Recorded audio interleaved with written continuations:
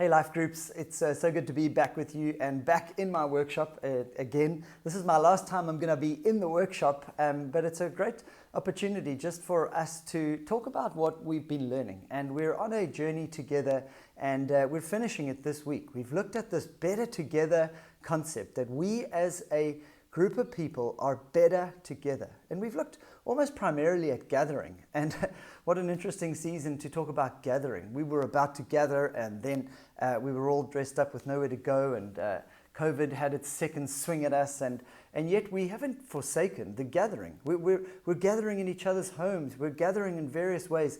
And everyone who gathers is probably growing their conviction that we are better when we are together.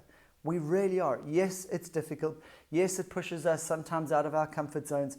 But in general, we're better together. We looked at how we're better together because we value God's presence together. And we get to experience God's presence and become a people who prioritize His presence.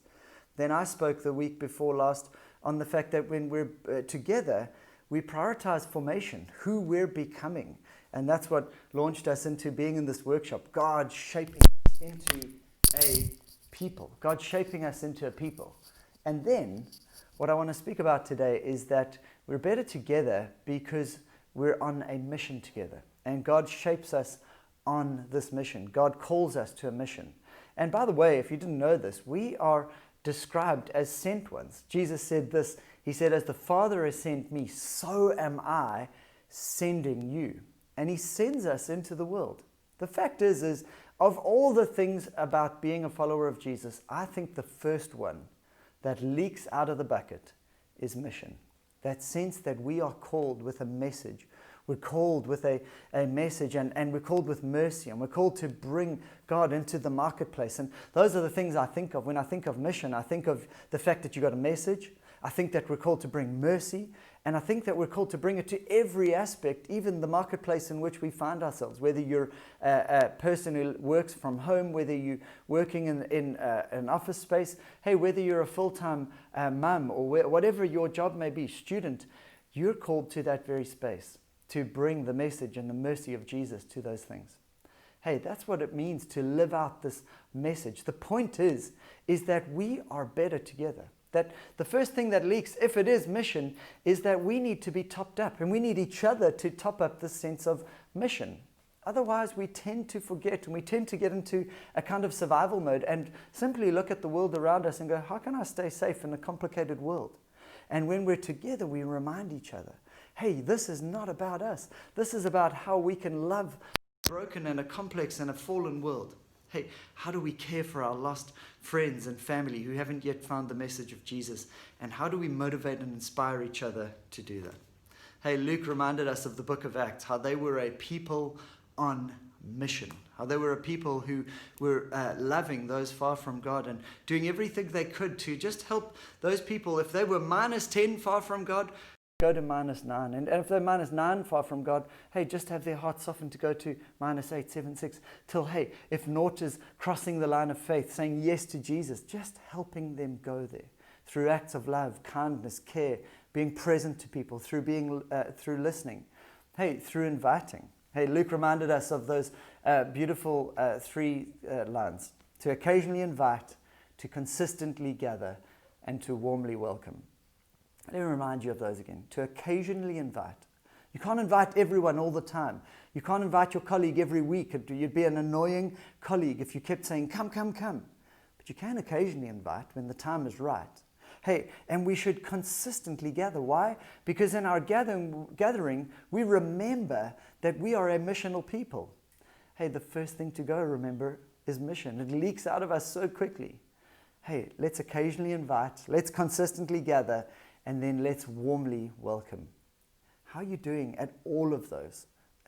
Occasionally inviting? Hey, who are you inviting people to? For now, maybe it's to your life group gatherings. Maybe it's to your online church. Maybe it's about sharing the message that you heard that was so helpful for you and you want to share it with someone else.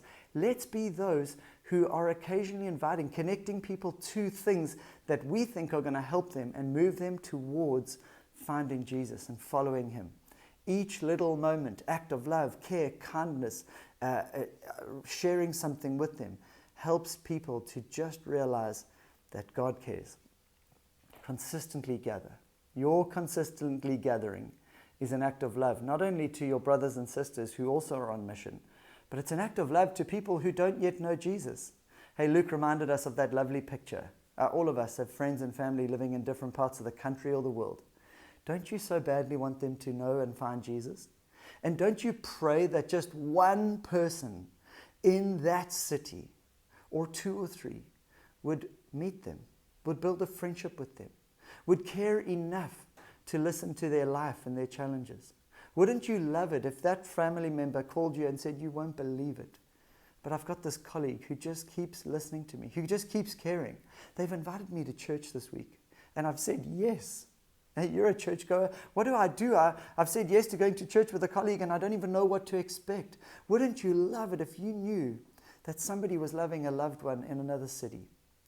Hey, there are those people in our city that are hoping that you and I will be that to people, our neighbors, our friends, our colleagues.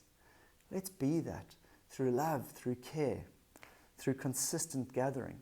Hey, let's do that through warmly welcoming people into our lives, into our homes, and into whatever gatherings we happen to be having. We don't know what those look like into the future, but we know what we've got right now. We've got online gatherings. We can warmly welcome people into those. We've got life groups who are gathering during the week and on Sundays. Let's welcome people into those moments because the message of the gospel is still powerful and really good.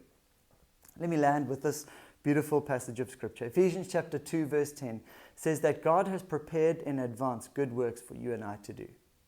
That means that unlike people who don't know Jesus, we walk into the world knowing that like a red carpet gets rolled out in front of royalty, God is rolling out a red carpet of good works that He has prepared in advance for you and I to do.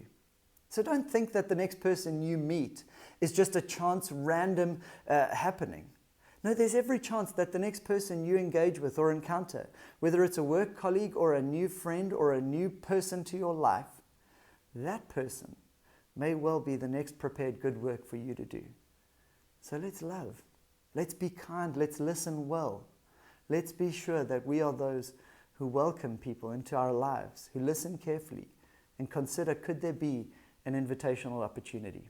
Hey, I hope you have some fantastic conversation. Your life group leaders got a guide to walk through some great questions. And hey, let's lean into this fact that we are called to be those on mission. We've got a message, we've got mercy, and we've got a marketplace. We've got the world at our fingertips.